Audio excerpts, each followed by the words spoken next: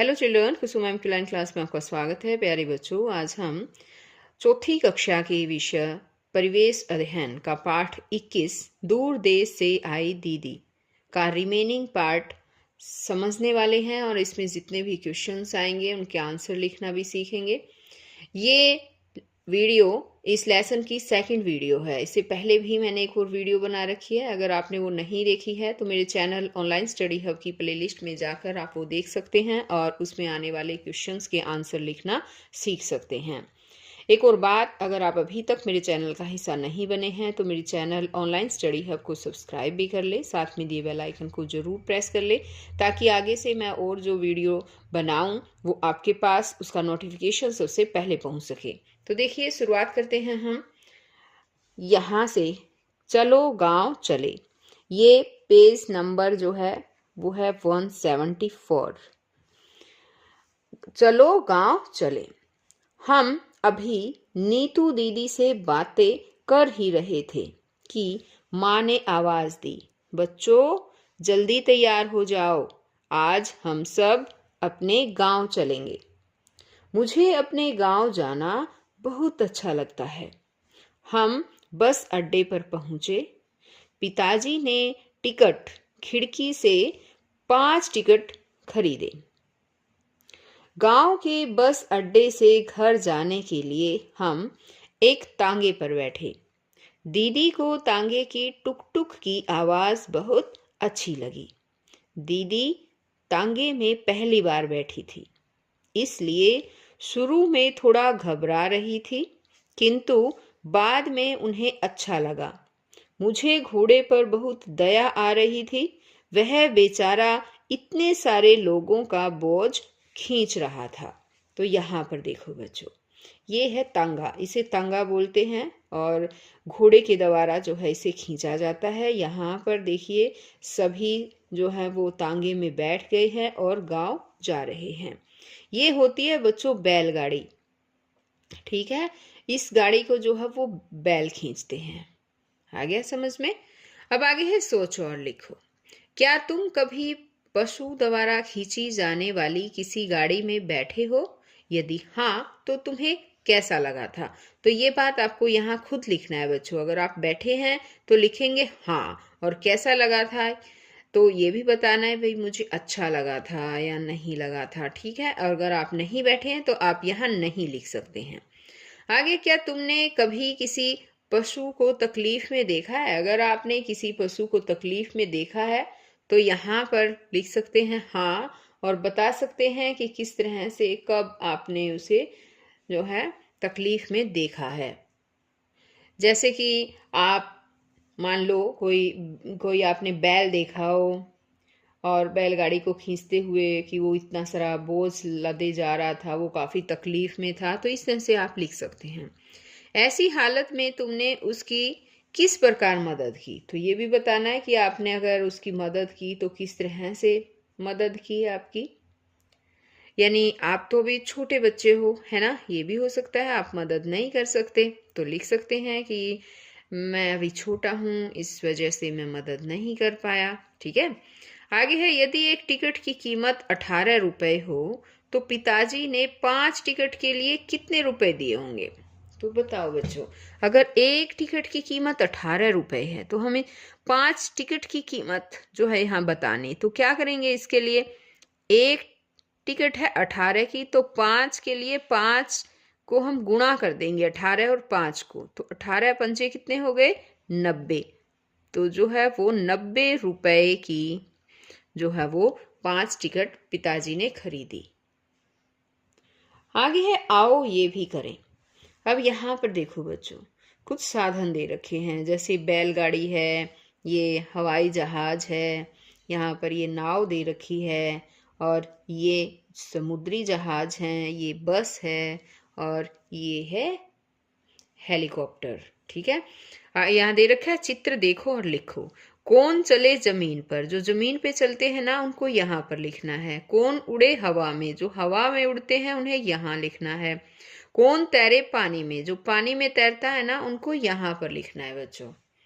तो देखिए, कौन चले जमीन पर? जमीन पर कौन कौन चलते हैं बताओ? जमीन पर एक तो ये बस चलती है ना, लिखेंगे हम बस। और बताओ बच्चों, और ध्यान से देखो इन पिक्चर्स को और मुझे बताओ, ये बैलगाड़ी भी तो जमीन पर चलती है ना। तो हम यहाँ लिखेंगे बैलगाड़ी। अब है कौन उड़े हवा में। हवा में कौन कौन उड़ता है बताओ। यहाँ देखो, ये हवाई जहाज उड़ता है ना, और हेलीकॉप्टर। तो हम यहाँ लिखेंगे हवाई जहाज। और बताओ, अभी बताया था मैंने, हेलीकॉप्टर उड़ता है भाई, हेलीकॉप्टर लिख देंगे फिर हम यहाँ पर। ये देखिए, अब आगे है कौन तैरे पानी में। पानी में कौन कौन तैरता है। ये नाव पानी में तैरती है और समुद्री जहाज, है ना। तो यहाँ लिखेंगे नाव, और क्या लिखेंगे बताओ। समुद्री जहाज। हाँ, आगे है ऐसा करो।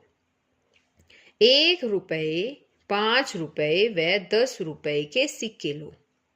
कागज के नीचे एक सिक्का रखकर इसके ऊपरी भाग को पेंसिल से रगड़ो और देखो। फिर तुम्हें देखना है कि उसमें क्या दिखाई देता है। अब जैसे देखो, मैंने भी यहाँ पर सिक्के लिए। देखो, ये 5 रुपए का सिक्का है और यहाँ पर ले लिया मैंने 1 रुपए का सिक्का भी, ठीक है ना। इससे क्या है, कोई कागज लें, जैसे ये वाला है ना, यहाँ पर नीचे जो है इसको रख दिया। यहाँ देखिए, जैसे मैंने यहाँ पर रख दिया है, और इसको जो है ना पेंसिल से ऐसे ऐसे रब करना है बच्चों। और जब आप पेंसिल से रगड़ोगे ना, तो क्या देखेंगे कि इसके ऊपर जो छाप थी वो सेम छाप आपको यहाँ पर नजर आएगी। ये काम आपको खुद करना है, ठीक है। अब यहाँ देखो, इसने पूछा है कागज पर सिक्के का चित्र अंकित हुआ या नहीं। बताओ, अंकित हुआ या नहीं। अंकित होगा उस पे, ठीक है। तो हम यहाँ लिखेंगे हाँ, अंकित हुआ या नहीं। हाँ, अंकित हुआ, ये ऐसे लिख सकते हैं। या फिर आप, मैंने तो ये शॉर्ट में ही बता दिया आपको। हाँ, कागज पर सिक्के का चित्र अंकित हुआ, ऐसे आप पूरा लिख सकते हैं, ठीक है। आगे सिक्के के ऊपरी भाग पर क्या लिखा हुआ है। सिक्के के ऊपरी भाग पर क्या लिखा हुआ है, ये पूछा है इसने। तो देखिए, एक बार देखते हैं। ये है सिक्का, ये 1 रुपए का सिक्का है। इसके ऊपर यहाँ पर देखिए, आप देख सकते हैं, ये राष्ट्रीय प्रतीक है, और साथ ही यहाँ पर हिंदी में भारत लिख रखा है, और इस साइड जो है वो इंग्लिश में भी इंडिया लिख रखा है। और यहाँ पर ये वाला हिस्सा देखें तो यहाँ पर लिख रखा है ₹1, और यहाँ पर नीचे ईयर लिख रखा है। इसी तरह से हम 5 का सिक्का लेते हैं ना, तो उस पर भी इसी तरह से राष्ट्रीय प्रतीक है हमारा यहाँ पर, और यहाँ नीचे सत्यमेव जयते लिख रखा है, और यहाँ हिंदी में भारत लिख रखा है, और इंग्लिश में इंडिया लिख रखा है। अगर हम इस तरह से इस साइड से देखें तो यहाँ पर ₹5 ऐसे लिख रखा है, ₹5, और नीचे सन दे रखा है, और यहाँ पर साइड में कुछ फ्लावर दे रखे हैं, और ये साल जो है 2017 दे रखा है। इसका मतलब है ये 2017 में ये सिक्का बना था। तो इस सिक्के पर, सभी सिक्कों पर जो भी ईयर लिखा होता है ना बच्चों, उसका मतलब है कि वो सिक्का उसी ईयर में, उसी साल में बना है। अब आगे यहाँ पर ये जो क्वेश्चन का आंसर लिखना है हमें, तो आप अपने घर में भी, आपके पास भी सिक्के हैं, उनको देखिए, और फिर यहाँ आपको लिखना है कि सिक्के के ऊपरी भाग पर क्या क्या लिखा हुआ है। 1 रुपए के सिक्के पर क्या लिख रखा है, 5 रुपए, 10 रुपए। तो ये काम यहाँ पर आपको खुद लिखना है बच्चों, ठीक है। अब आगे इसने पूछा सिक्के के निचले भाग पर क्या अंकित है। सिक्के के निचले भाग पर क्या अंकित है पता है, साल अंकित है, साल। यहां हम इसे ऐसे भी लिख सकते हैं, सिक्के के निचले भाग पर साल अंकित है, ऐसे पूरा भी लिख सकते हैं। मैंने ये शॉर्ट में ही लिख दिया है, साल अंकित है। घर के बड़ों की सहायता से पुराने समय के सिक्के इकट्ठे करो। इन्हें देखो और बताओ। तो आपको ये काम अपने आप करना है बच्चों। बड़ों की सहायता से पुराने सिक्के इकट्ठे करने हैं और फिर देखना है उन्हें, और फिर जो नीचे क्वेश्चन दे रखे ना, देखिए इसका आंसर बताना है। आजकल प्रचलित सिक्कों और पुराने समय के सिक्कों में क्या क्या भिन्नताएं हैं? क्या क्या भिन्नताएं हैं पता है? बताओ। हाँ, अंतर देख लिया ना? तो देखो इसमें क्या अंतर आएगा। अंतर आएगा कि आजकल के सिक्के काफी हल्के हैं, जबकि पुराने समय के सिक्के भारी हैं। अब आगे दिया है इसने, प्रत्येक सिक्के पर कौन सा वर्ष अंकित है? कौन सा वर्ष अंकित है बताओ। प्रत्येक सिक्के पर जिस वर्ष में वह सिक्का बना है वह वर्ष अंकित होता है। ठीक है। आगे है, अपनी जान पहचान के कुछ लोगों के नाम तथा उनके फोन नंबर लिखो। यहाँ नाम लिखने हैं, यहाँ पर फोन नंबर लिखने हैं। आपके जान पहचान के लोगों के नाम लिखने हैं बच्चों, जैसे कि आपके मान लो पापा है, मम्मी है, दादा है, चाचा है, आपके कोई पड़ोसी हैं, आपके भाई बहन हैं जिनके पास मोबाइल नंबर है, वो आपको यहाँ पर लिखना है। आगे है, आओ अब रोल प्ले करते हैं। ये रोल प्ले करने का है। और किस तरह से रोल प्ले करना है देखो एक बार मैं समझाती हूँ। कल्पना करो आपकी कक्षा एक बस है। बस मान लीजिए कक्षा में सबसे आगे बैठा हुआ बच्चा ड्राइवर के रूप में कक्षा बस चलाए। एक बच्चा कंडक्टर के रूप में सभी बच्चों से रुपए पैसे लेने का अभिनय करते हुए टिकट दे। एक अन्य बच्चा टिकट चेकर के रूप में टिकट की जांच करे। बच्चे अपने अनुभव के आधार पर बस में संतरे, कंघियां, किताबें आदि बेचने वालों के रोल भी कर सकते हैं।